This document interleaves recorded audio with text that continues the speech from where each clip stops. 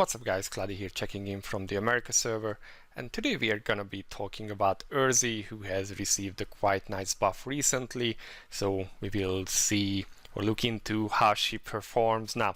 Erze, story-wise, is the little sister of Seria, who is a vampire hunter, and Erze herself was a vampire hunter until she got bitten by a vampire and turned into one herself, and now she is controlled pretty much by her bloodlust and has a sort of love-hate relationship with her sister.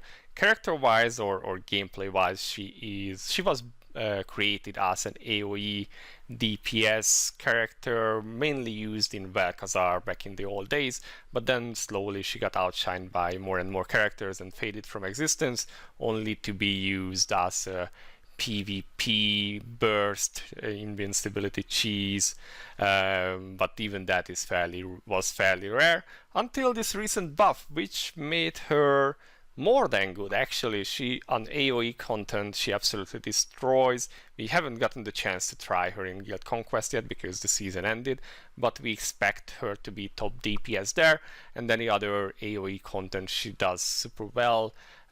Also, her single target damage was upped in a way that makes her more than viable as a single target DPS too, and all in all she is now a very well-rounded character that is pretty well working, and the buff reduced her long stacking mechanisms a little bit so she can be used. Also, she is super hot, so I think a lot of people will like her. Let's have a look, see how she actually looks like. She normally doesn't have blue hair, that's just the darkness costume that I applied to her. As always, we will check her skills, her perks, her unique gears and her soul weapon, and then see where she is viable and how you should use her. So let's check the skills. Starting off with her skill number 1. All of her skills have this red team, and all of her buffs do have this, and she has a lot of stacking stuff, so it can be a bit confusing seeing what is what. But yeah, let's see. Blood theme, she's a vampire, so sweet blood, her S1, this is her main damage source, deals physical damage, 2 mana cost, 5-second cooldown, and deals physical damage, and life steals HP equal to 10% of the damage dealt. Important to note that this is not the life steal which you have as a stat on your character. As such, it also works in situations where lifesteal normally doesn't work. A good example is the source that I have equipped here. Normally, if you check, this says disables lifesteal, but it doesn't disable the lifesteal of Erze. She still heals herself with her S1 spam, which is pretty nice in places where survival is an issue. Now, each hit of this skill reduces the cooldown of Sweet Blood by 0.5 seconds and grants her an irremovable stack of Sweet Blood, which means that every enemy, and she has, as far as I know, there is no range restriction on this one, but it might, or yeah, I think there is none, but yeah, it's a pretty big range anyway. So anyway, every enemy that it hits will reduce the cooldown of this skill by 0.5 seconds, which means when you reach 5 targets is where the real fun begins, or at least that's how it was in the old days, but now she is even better. So Sweet Blood can be stacked up to maximum 5 times, and using the skill at 5 stacks, so when you have 5 stacks, the skill will hit 1 additional time and remove your stacks. So at 5 stacks, after using the skill 5 times, your skill will hit twice, and it will also give you 2 stacks of Sweet Blood, which is good to know. While in Eternal Stir State, oh my god, pronouncing that, this is coming from her S2, and we will look at it next on the next skill, reduces the cooldown by 100%, and upon using the skill at 5 stacks of Sweet Blood stacks will not be removed, which means that if you stack her Sweet Blood to 5 and then use her S2, then you can spam her S1 with no cooldown and without doing double hits each time. That's pretty dope. That just gives it a massive damage increase. So normally this is how you would try to open your burst. You use your S2, you have 5 stacks, you use your S2, and then you just hammer away with the S1 spam. This is by far her largest DPS skill. Of course, it works the best on multiple enemies, larger grooves, but she can also function on single target, as we will see. Now let's move on to skill 2, Soaking Blood. Now this used to be only a PvP skill, 2 mana cost 35-second cooldown, which is pretty long, but we will see that it's not quite that way. So cleanses herself, gains immunity to damage and CC for 5 seconds, hence the PvP cheese, and enters into the state of Eternal Thirst for 15 seconds. That's the 15-second self buff. That's pretty dope. A lot of characters don't get this. Afterwards, inflicts 1 stack of Soaking Blood to all enemies, inflicting 1 additional stack upon hitting a target under Soaking Blood with a skill, which means that, again, a stacking skill. When you use this skill, it will add Soaking Blood to a target, and if you hit that same target with another skill, then you will get another stack of Soaking Blood on that target. This can stack up to 6 times. After 5 seconds, deals physical damage to enemies inflicted with Soaking Blood, stacks, and life steals again some of the damage dealt. For every 3 stacks of Soaking Blood, increases the number of hits by 1 and removes Soaking Blood stacks. That means that at 6 stacks you should be getting 3 hits, so 3 times the damage. It's not a terribly high damage skill, so yeah, it's more burst, but this is not really her main use or the main good thing about this Soaking Blood. The good thing is the Eternal Thirst. Also, during this stage she gets a free 25% damage increase to enemies, and this line reads a bit weird. Upon using a skill, reduces that skill's cooldown by 1 second.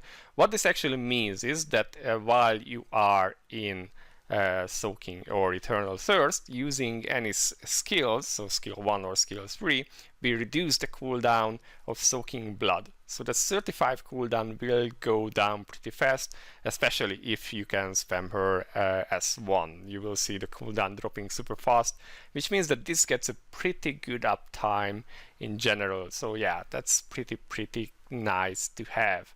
Let's see, Blood Liberation.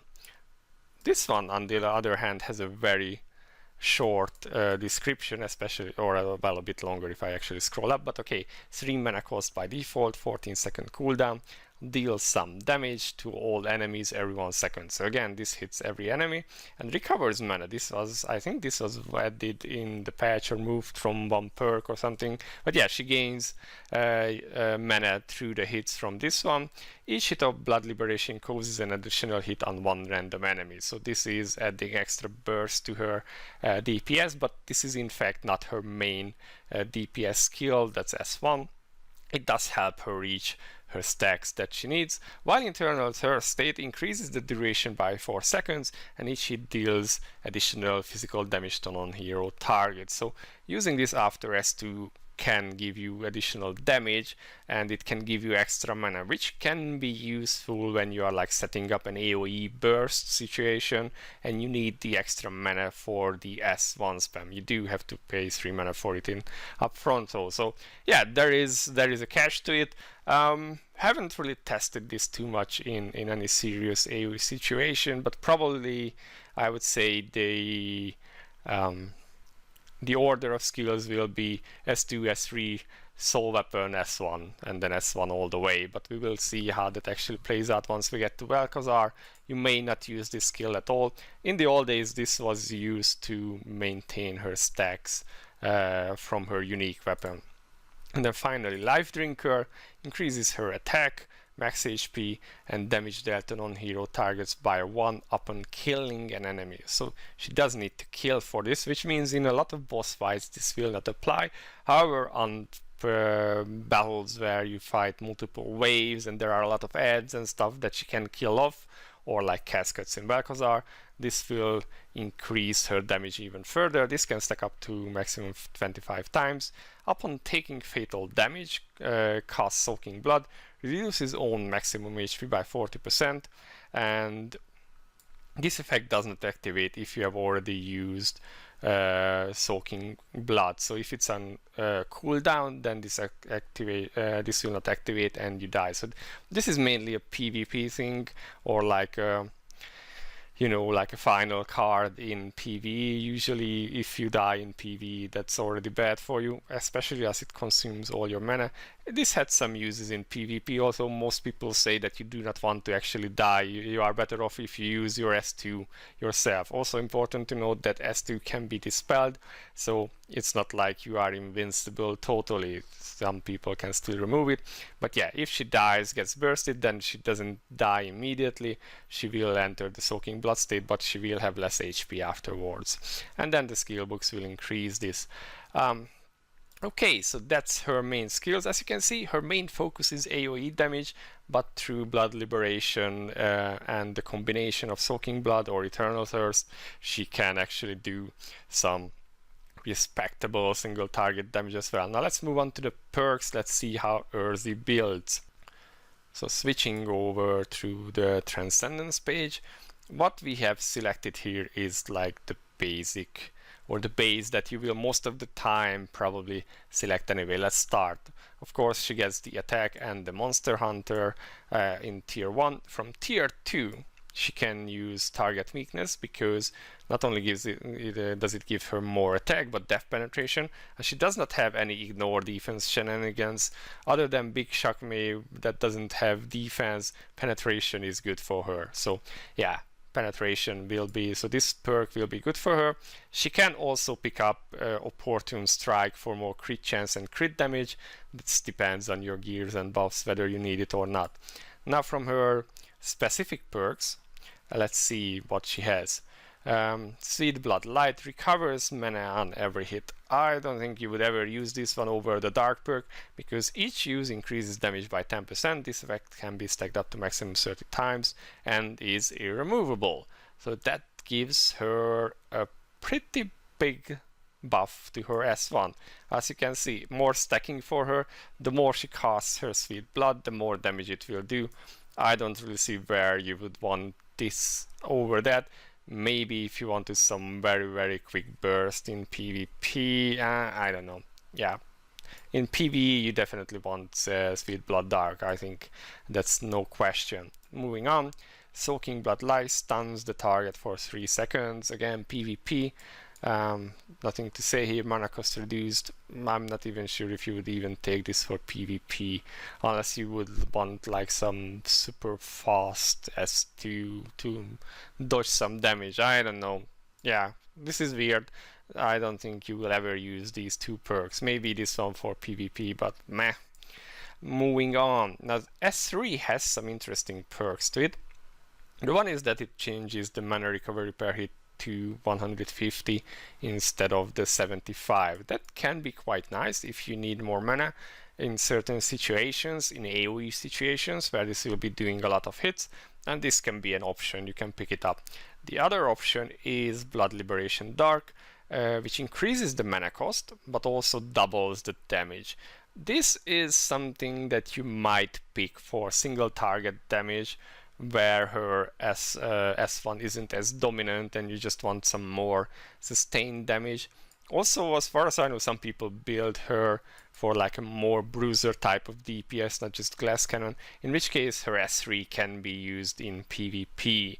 So this might be an option there, but it will increase the 3 mana cost to 4. So again, in some fights, especially single target, this can be good. For AoE situations, if mana is a concern, then this one will do you some good stuff. Moving on, her Life Drinker perk increases maximum HP upon killing an enemy and changes the max HP reduction after auto casting Soaking Blood to 33%.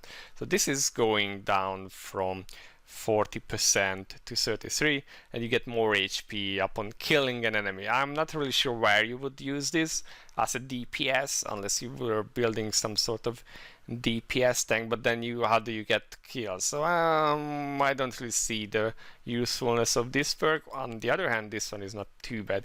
Increases attack by 200% upon killing an enemy, but max HP boost does not apply. So this is not 200% stat line, but 200% compared to the 9k. So it doubles the boost of the Life Drinker when you kill, the attack boost of Life Drinker when you get a kill but in return you will not get more HP. So in situations where you do get a lot of kills, this can be useful, but it can be a bit hard to fit into your comp. So especially because in most fights where it matters, you won't be getting as many kills that she can rely that it's really worth to pick this one up. So most people I have seen running Erze did not pick any of these perks, and it's usually S3 and either one more tier 2 perk or one the tier 5 light.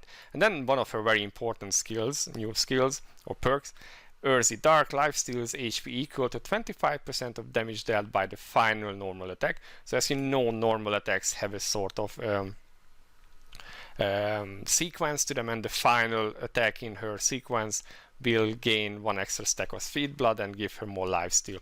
Increases attack, but well, this part is not that interesting, but the last line increases attack by 10% of stacks per stack of speed blood. So when you have 5 stacks of speed blood and you are in your eternal thirst status, then you have a 50% attack bonus just coming from this one, which makes it a no-brainer. So you will always pick this. I said at 80 points you might pick one of the tier 3 or the tier 2 perks, and then of course you can also pick up Erzie Light for some extra attack and crit chance, which depending on the buffs you are having might be better than say Opportune Strike. This is really situational depending on which buffs you have and what you are actually fighting. But this is the template, this is what I would build from in most situations for PvE. So now let's actually check her skills in action and see how that looks like when you use her skills, because some of this might sound a little bit confusing. So let's move over to the dummy and see how they work. So here we go with some dummy action. You can see that her HP is dropping now because of the Shakme swords, and she gains some life stacks of speed blood from her auto attack. She is now at 4 stacks, and if we get 5 stacks then we will cast this and this, and then we can go to town with casting some skills. And then you can see that skill hits are increasing. That's her unique weapon there, that's her speed blood stack. Yeah, so many buffs you can see on her, and you can see that continuously the cooldown on her S2 is dropping, and then we have a lot of stacks here going on. Let's see again, if we cast this one,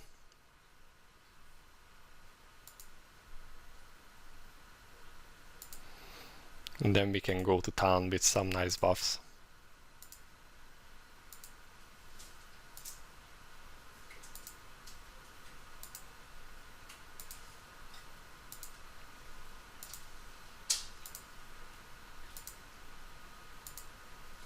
So as you can see, the 35-second cooldown of soaking blood was in fact reduced quite a bit, and we can also test out how the soaking blood looks like. So we cast it, you can see that the buff applies there, and then as we keep hitting it goes up to 3, 5, 6, which is the max, and after a time it does damage. So this is how her skills look like in action. But let's move back to her character page and look at her unique gears and all the other stuff. So being back at her character page, let's check her unique weapon, what exactly it does. Each skill hit increases on attack and attack speed by 0.5% for 30 seconds. This effect can be stacked up to a maximum of 160 times and is irremovable. Now the number of stacks scales with this the stars on the unique weapon. It starts from 80 and then goes all the way to 200. As you can see, this is a 30-second buff, so this was the gameplay part of Valkazar with Erzie back in the days, that you needed to maintain this buff in between stages, although it wasn't terribly hard to do so. But yeah, this gives her a pretty nice attack bonus, even more attack, and also a lot of attack speed, which means that she doesn't really need too much speed herself, especially in a full party where she might be having a buff from, say, Mei or any other source that provides attack speed. So yeah, she is doing pretty well in that regard. Let's see her unique treasures, because that's also important. Her UT1 is by far the best UT for her, because not only does it reduce the mana cost of her skill 1, it also increases the physical damage the target takes, and this can stack up to a maximum 10 times. It starts at 1%, so gives 10% bonus, and goes to 2.5%, which is a 25% bonus. Now, the good part about this really is the mana cost decrease on the skill, because it means that you can just spam away her S1. So this is her main UT. Let's see her other UTs. This is her UT2, increases the damage of soaking blood by 50% and reduces the cooldown. This is as terrible as it sounds. It reduces the cooldown, but with the added cooldown reduction from Eternal Thirst, it's really not that big deal. Basically, this is just a stat stick now. You use it to get some extra stats, and that's all about it. Now, her UT3 could be used for PvP purposes. It increases the damage of blood liberation, and you gain immunity to CC during the cast. So this is sometimes used in PvP when you are building a more tanky Erzie and you want to rely on the damage of her S3 instead. It does give a nice DPS boost to it, 50%, and the CC immunity is quite nice. It means that you can force another dispel from the enemy team trying to stop your blood liberation, and then if they have used their dispel, you can use your S2 more freely, provided they do not have multiple dispels in their team. So that used to be one strategy with Erzie. And then there is her S4, increases the attack boost and max HP boost by 20%, and Life Drinker becomes irremovable. This goes up all the way to 50%. This doesn't sound too bad, but again, you need to get kills to actually gain those stacks, so kind of very situational, and the boost itself isn't worth it for this particular UT. Yeah, UT1 hands down beats everything else, so go for that one. And then we have her soul weapon left. Let's check what it does. Summons the soul of Essence of Greed Purion for 7 seconds. Every skill attack grants a stack of Essence of Greed, again more stacks. After 7 seconds, the soul explodes and deals some physical damage to all enemies. Damage of this skill increases by 2% for every Essence of Greed stack gained for the duration, and this can stack up to a maximum 15 times, so you get a 30% increase in damage if you do 15 skill hits during the 7 seconds. So in a multiple target situation, this is fairly easily done. The cooldown and the charge up time are pretty low for this one, so she can quite easily get it up for Valk stages. Now, this has changed a little bit over or during her balance patch. They have moved some of the higher level phase stuff into the lower levels and given her new stuff, and also changed how the stacks work. So each stack of the Essence of Greed deals 4% extra damage, which means it doubles the extra damage from this one. So 15 times 4 becomes 60. Quick math, which I almost failed. Okay, so 60% damage increase from the stacks. And then at Advancement Phase 2, the maximum number of stacks for Essence of Greed increases by 15. So now she can go up to 30 stacks. And the damage dealt at maximum stacks of Essence of Greed increases by 200. So yeah, if you get that 30 stacks, then now you are looking at a 200% damage increase for this skill, which is pretty nice. So it becomes another nuke that you get on top of the rest.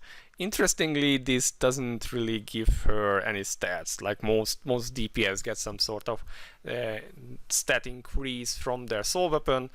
In Erzie's case, this is just a simple nuke in itself. We can have a real quick look at that. It has a very interesting animation. Yeah, some people have actually compared it to something not too nice, but yeah, let's look at how it looks like. So we need some time. Until then, we can just spam away some skills. get some stacks to be more confused about what is what. All the red skills, yeah. Good luck seeing what you are actually doing there with her. So a few more seconds until we have the soul weapon ready, and we will actually wait for her. So we can spam away this one and see how many stacks we can get. Of course, soul in terms of single target, it's harder to do this. So let's see, because this and this,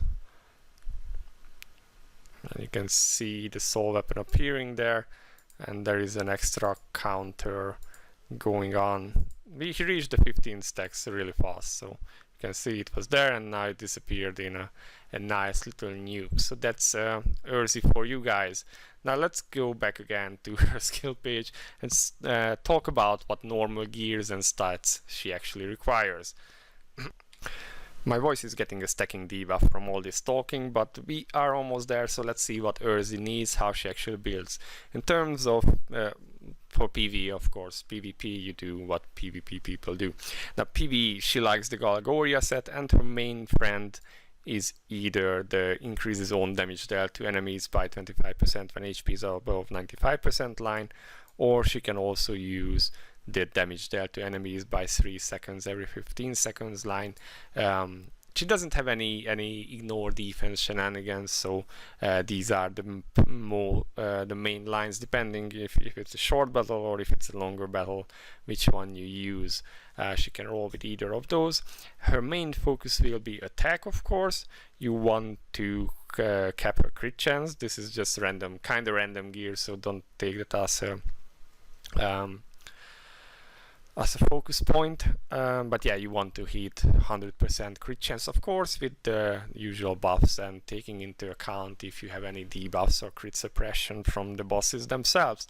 Crit damage you usually don't build on scoring content, because you get the buffs from other sources, but if you are running a content where she isn't getting all that crit damage bonus, then getting up to around 100 crit damage, 100% crit damage is usually a good thing. Right now I do not have any penetration on her, but as mentioned, she doesn't have ignore defense, so having some penetration somewhere in the 400 to 500 range can be a good thing. She does get some from if you take the target weakness perk, and again depends on the fight that you are doing. For instance, on Shockmei you do not need penetration at all, but some like techno magic bosses do tend to have quite high defense, so there it can be beneficial. And that's really all you need to build. She does get a lot of attack speed from her unique weapon. You might add some mana to her, but she can actually get by quite well without any mana lines at all, mana per attack lines at all. If you feel you are lacking on mana, then you can add this skill, which will help her regain mana at a faster range. It can depend. Some situations you have decreased mana gain, like Galgoria or, for instance, Escalon. In those situations you might consider adding an extra mana rune to her, but again this also depends on your buffs. A share can solve a lot of your mana issues here too, but her main focus will be attack, and then crit damage, penetration based on the situation and your buffs. So yeah, that's really her skill focus, and her TM focus is the 25-95 damage or the stacking damage, as we have discussed. So this is Erzie in not a nutshell, because now this is almost 30 minutes. Now where is she good? As mentioned, her main focus is multi-target fights, where she can spam her S1 and deal massive amounts of DPS with it, but she is actually viable in single target fights. If you look around on YouTube, you can see one of my friends, or well, viewers, I'm not sure if we know each other well enough to call friend, but one of the people I tend to talk to has quite good videos on like clearing Galgoria, Siegfried, Escalon with her, which are all, well, except for Escalon, they are all single target fights. So she is definitely viable in single target. I have seen even a Big Shockmei 9 clear with her, which is quite something, because that's as single target as it gets. So yeah, very versatile. Now Erzie is super great. And yeah, I am definitely building her up on at least one account now. And if you are a newer player and are looking for a starting character, then she can be pretty useful too. Perhaps not as useful as Pansy, but still. Definitely gonna test her out in Vel'Khazar, so we will see about that in the near future. But yeah, this is my take on her for now. Useful in a lot of endgame stuff. She can clear, oh yeah, I haven't mentioned, but she can clear Sky Trial 9, which is quite important, because that means she can, or 10, sorry, Sky Trial 10, but which is important because it means she can farm her own soul weapon. Maybe her clear time, from what I've seen, is quite close to Talisha. She can do it in like 2 down phases, which is pretty good. All in all, a very versatile AoE focused DPS who has a strong stance in single target fights too. Definitely worth building. If you like her design, then I would say go for it. So this is it for now, guys. This was Erzie for you. Let me know what you think. Leave it in the comment section below, and I'll see you in the next one. Cloudie out for now. Bye bye.